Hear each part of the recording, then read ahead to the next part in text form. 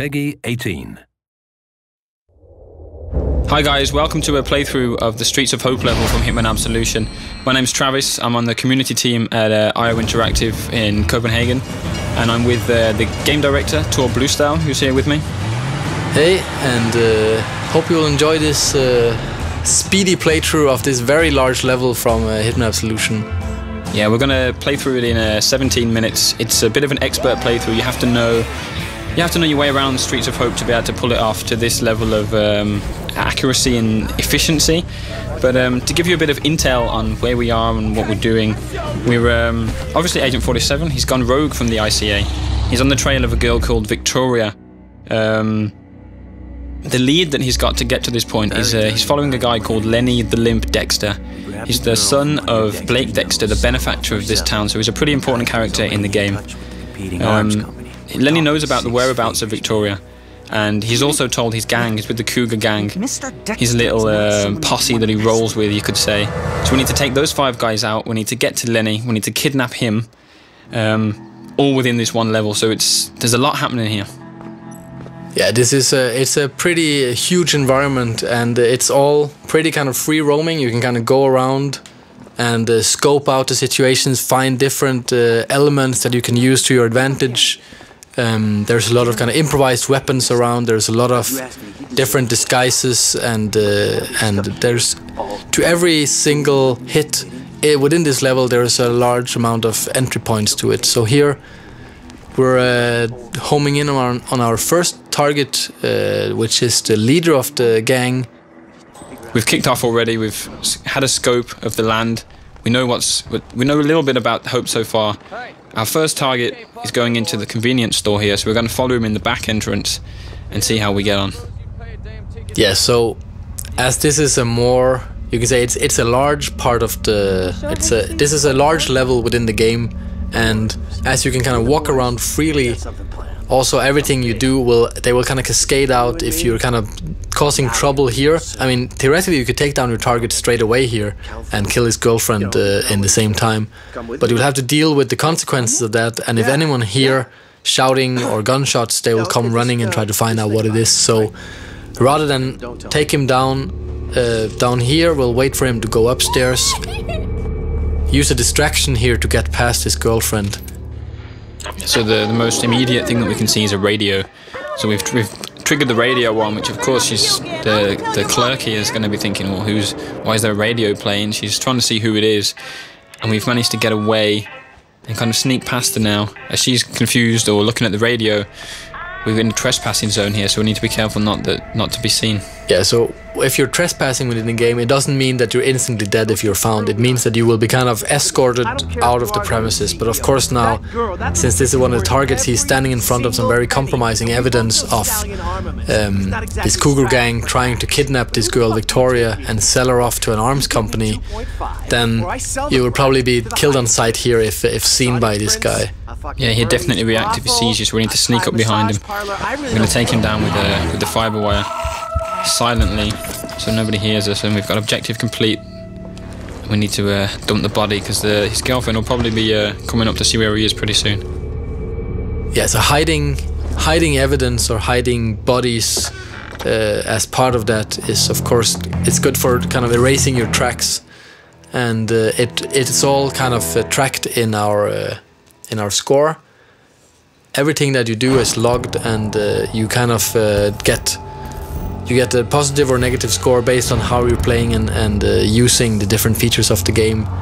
And being undetected or being unseen and not leaving any traces behind is a very good way of playing. Yeah, and all of that information's stored in the notebook that we just saw on the screen. It also keeps the challenges, right, and it keeps targets, your objectives. It's pretty much as if 47 was keeping a physical notebook as he goes along of what he's seen, what he needs to do. Yeah, so for those that knows the old Hitman games, they know that there always was a mission briefing as the start of every level. That's slightly different in Absolution, as 47 is far more the driver of the story than any other Hitman game. The way that these objectives are made is also based on his progress through the level, so they will kind of update along the way, with the information that he gets and the player gets as they play the level. Yeah, he's very much making the decisions himself, isn't he? When he's got, obviously if something happens, he realises he needs to take out somebody else. He doesn't need somebody in his ear to tell him that. He's seen it for himself, he's heard a conversation. So it's very dynamic in that sense. Yeah, so actually for this level, as you enter, you only know that Lenny the Limp has to be kidnapped. But as you enter the level, you find out, okay, there is these guys, this cougar gang, and they know way too much about Victoria, so they also have to be taken out. So this is an objective that you won't really know until you actually come to this place in the level. Or until you watch this video and we tell it to everyone. Yeah, of course. So here, as you can see, there is things lighting up an instinct that you can use as a player. Some of them are hiding places, other things are objects that can be used to cause an accident. And especially with the targets, of course, it's very useful if you make it look like an accident. Then they won't even be looking for a killer if they didn't even know it was a murder committed. And the instinct as well, you're about to trigger it here as well. You can see the targets, or the NPCs are lighting up as well. And we saw when we came past there was a little icon for a hint. It's for those of you, you can obviously see that we're not playing in purist mode, our difficulty where you get no help from the game at all. All of these options can be turned off if you want a real challenge. So bear that in mind as you play through. That if you are a purist player and you really want a really difficult experience, you can customize it that way, if that's the sort of thing that you're looking for. But to show off the features, we're going to keep the HUD on for this playthrough. So we're approaching our second target here. He is on the phone, and an easy prey for a trained assassin. And instead of just killing him off straight away, we will kind of subdue him and try to make it look like an accident here, actually, by using the explosives that we found earlier. So we had the option to snap his neck as well. That's if we're running short of time, or if we just feel like being a bit more brutal through the level, isn't it? It's very much about choice, right? All the different mechanics are built to create sensible choices for the player. If you want to be brutal, if you want to be violent, you can do that, but it will affect your scores and your challenges. Oh, busted. All right, we'll deal with this. You're under arrest. Ow. So one thing that we worked a lot on with our AI is that the propagation of knowledge throughout the level. That this guy, we took care of him really fast, so it meant that anything he had to say to his friends on the radio, he didn't get the time to say anything at all. And that meant that nothing actually got conveyed, and we're free to continue throughout the level as if nothing happened. Yeah, it was perfect timing from 47, really, in a way, because the police officer's not going to start shooting at us straight away just for being in the area. He needs to... You can hear him shouting, he's saying, "What are you doing?" And then before he's got a chance to kind of realise that we're not going to move and that we're a bit of a shady character, we've killed him. So it's, yeah, we move on from there. So here we're using the remote detonated explosives that we found. And as you remember, the target we dropped down, the one that is just knocked out, he's over there by the tires, and now he is dead, as you can see in the target tracker. That was quite a big explosion. The other cars there have caught fire, so this could get interesting. Yeah, this is not very subtle, but it does cause a bit of a stir in the town, and it will draw the attention of especially all the guards or cops. As you can see here, they come running, which leaves the next target a little bit easier to get to, because he is quite heavily guarded. He's kind of like the king of the scrapyard, as you'll see here very soon. So this end of the street now is a lot more empty than it was when we first arrived and took a look around. So there's definitely more freedom here for us. You can see the target there. He's roaming the scrapyard as he does, king of the scrapyard, as it were. And you can see the explosion was absolutely huge. The black smoke is pillowing upwards past the big poster of Dexter there, the benefactor of hope, as we mentioned earlier. But we now need to head into the scrapyard. You can still see the target just on the screen there. We've got a sign, "Warning, keep out dogs," so we should be careful. Yeah, dogs are also a feature of the game. They will alert nearby NPCs, as we see here. We're trying to sneak up on one, and obviously we're not allowed to be here. Even if we had a disguise on, this dog would bark on us. And so we've grabbed the dog bone. We think that he might have been barking for that, or he's noted us. He might be just want to get a chew on the bone, but the barking has actually alerted an NPC. This mechanic here has come across, so we need to be careful. Yeah, so this poor guy doesn't know what'll hit him. I should always check what's behind you. The dog's stunned. Yeah, so as we're trespassing here in the scrapyard, this mechanic comes in pretty handy, as we can take his disguise and move around a lot more freely in this area. We don't have to kind of sneak around, because now, as long as we don't get close to the other NPCs, we're actually allowed to be here. Yeah, and we're going to shove him in the closet, keep him out of sight. There's no evidence that he was ever here. We've got our disguise, and we saw the target walking deeper into the scrapyard, so that's where we're going to head now. Yeah, so now dressed as a mechanic, if you have to get close to other NPCs, it's very useful to blend into the environment and kind of just pretend that you belong here. So as we'll see here, this NPC, he is kind of wondering who you are, but he's not suspicious yet. But if you kind of would have stayed closer to him for a longer amount of time, then he would eventually have found out, or if there's 2 or 3 of them close. Yeah, the mechanics will recognize if there's it's a small town, so they know each other pretty well. So a bold guy walking around does look suspicious, why 47 needs to blend in. But of course the police officer, he's not so familiar with the mechanics, so he's not going to bust you. But we're thinking about taking him out with the crowbar here, but thought better of it. Yeah, I think if you pick up that crowbar, he will kind of get a little bit suspicious about you, so it's better to let it be. So here the target's been dealing with some dirty cops, and he's heading off into this tiny garage over here. I think he is the guy who is in charge of the cars for the gang. So they're kind of preparing this kidnapping of Victoria, and he is preparing the car here. And that's an accident waiting to happen, as you can see in Instinct here. It's a good choice of words.